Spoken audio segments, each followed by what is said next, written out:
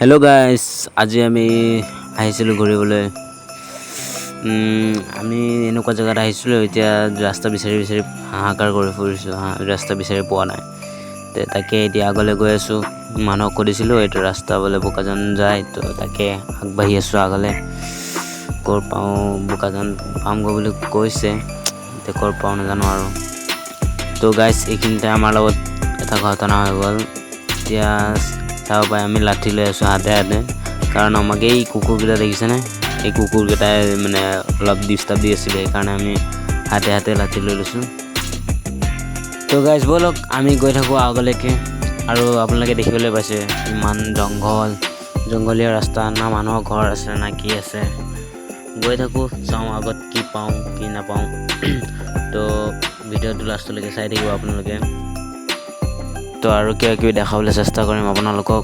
তো তেতিয়ালৈকে ভিডিঅ'টোত সংযুক্ত হৈ থাকক আপোনালোক।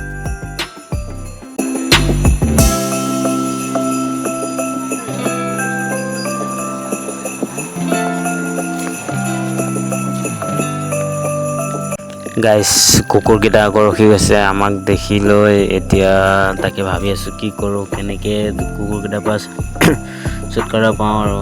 তো দেখিছেনে ছাইডত ৰখি আছোঁ কুকুৰকেইটা, ৰ'ব চপৰা এটা লৈ লওঁ।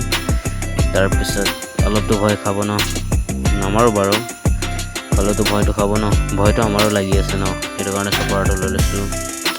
তো চাই থাকক আৰু কি হয়।